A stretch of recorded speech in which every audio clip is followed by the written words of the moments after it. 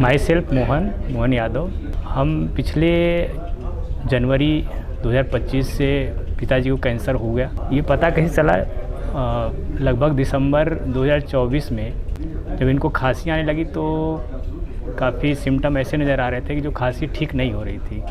तो उसके बाद जो है छोटे छोटे टेस्ट कराए गए, जिसमें से क्लियर नहीं हुआ कि खांसी क्यों आ रही। तो कुछ दिनों बाद मतलब जो फैमिली डॉक्टर थे उनसे संपर्क में आए, तो उन्होंने डायरेक्टली सीटी स्कैन कराया, जिससे ये कुछ अंदाज़ा काफ़ी इस तरह से बढ़ गया कि पता चला कि सिम्टम जो दिख रहे हैं वो कैंसर के ही हैं। तो हम SIC हॉस्पिटल जो कि पांडेपुर में बनारस में, तो वहाँ पे गए और वहाँ से भी प्रोसेस वही चला कि उन्होंने भी CT स्कैन का प्रोसेस स्टार्ट किया।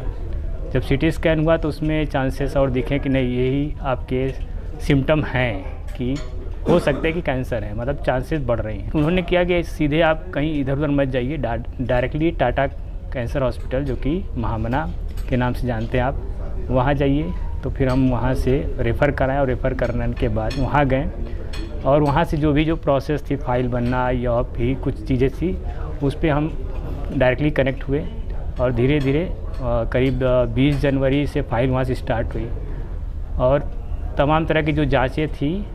लेकिन लास्ट में जो जांच आपका हुआ बायोप्सी का, उससे ही क्लियर हुआ कि नहीं लंग कैंसर आपको है। तमाम तरह की प्रॉब्लम होने लगती जब आदमी ये सुन लेता कि कैंसर है, तो मेंटली भी प्रॉब्लम, फिजिकली प्रॉब्लम, इकोनॉमिकली। लेकिन SIC के थ्रू हम लोग जो कनेक्ट हुए थे, इसकी वजह से क्या हुआ कि हम लोग को इकोनॉमिकली प्रॉब्लम से झेलना नहीं पड़ा, क्योंकि इतने इफ़र्ट कर पाना, उसके जो मेडिसिन्स हैं और भी जो कीमोथेरेपी है वो इतनी कॉस्टली है कि हम उसको इफ़र्ट नहीं कर सकते। लेकिन SIC ने एक बहुत बड़ी राहत दी कि जिससे हम आगे की जो ट्रीटमेंट थी, जैसे इनका पहला जो कीमो हुआ लगभग मार्च 14 में हुआ, जो कि 2025 में था। तो कीमो के दौरान तो उस समय कुछ नहीं समझ में आया, लेकिन आफ्टर कीमो जब हुआ 1 से 2 वीक तक काफ़ी प्रॉब्लम हुई। लेकिन चूँकि टाटा कैंसर हॉस्पिटल में तमाम तरह की सुविधाएं थी, खासकर जैसे इमरजेंसी केसेस, इमरजेंसी में जाने पर उन्होंने बताया ऐसे आपको वर्क करना है, तो उससे काफ़ी सहायता मिली। और हम लोग अभी आज इस स्थिति में है कि जैसे जिस स्थिति में पिताजी उस समय थे, तो लगता था कि जैसे अभी अब तक वाली स्थिति है। लेकिन काफ़ी रिस्पॉन्सेस मिले और अभी आपके सामने ही बैठे हुए हैं और अच्छा खासा रिस्पांस भी है।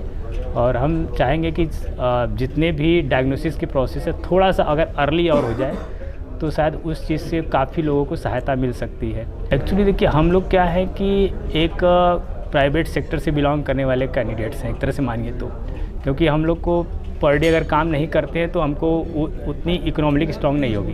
क्या होता है कि सबसे बड़ी समस्याएं जो होती है कि पर डे कमाना है, पर डे खाना है, वो वाली स्थिति में हम लोग चल रहे हैं। लेकिन इस स्थिति को मेंटेन करने की, क्योंकि घर से भी काफ़ी होता है प्रॉब्लम कि आसपास के लोगों में भी बता पाना कि घर में एक पेशेंट ऐसे जिनको कैंसर हुआ है। क्योंकि आज का जो समाज है धीरे धीरे डेवलप जरूर कर रहा है, लेकिन अभी भी उनकी मेंटालिटी पीछे वाली केसेस में चल रही हैं कि अरे इनके बगल में जो है इनको कैंसर है, इनसे थोड़ा दूरी बना के रहो। जबकि ऐसी ये केसेस है ही नहीं कि आप इनसे दूरी बना लो तो हमें नहीं होगा, या उनसे दूरी बना लो तो नहीं होगा।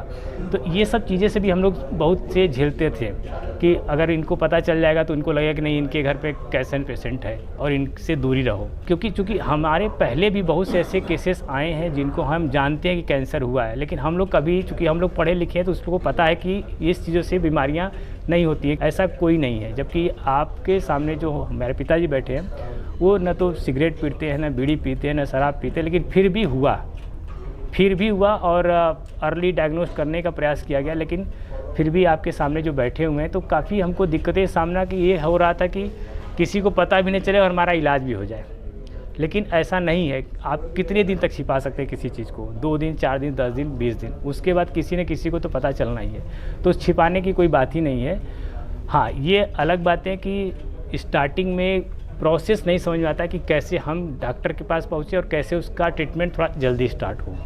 इस चीज़ से थोड़ा सा अवेयरनेस नहीं था। तो बाकी चीज़ जब टाटा कैंसर में हमने जुड़ा तो वहाँ पे केवट या और भी लोग थे जिसकी वजह से हमको जल्दी जल्दी प्रोसेस को पता था कि ऐसे से आप चले जाइए और आपका प्रोसेस कंटिन्यू हो जाएगा। जब हमको ये पता चला, वहाँ पे गए तो लंग कनेक्ट के मेंबर ने हम लोग को कनेक्ट किया जिसमें एक ग्रुप बना दिया गया है, जिसके थ्रू हमको काफ़ी नॉलेज मिलती है कि कैसे कैसे आगे हमको क्या प्रोसेस में करना चाहिए।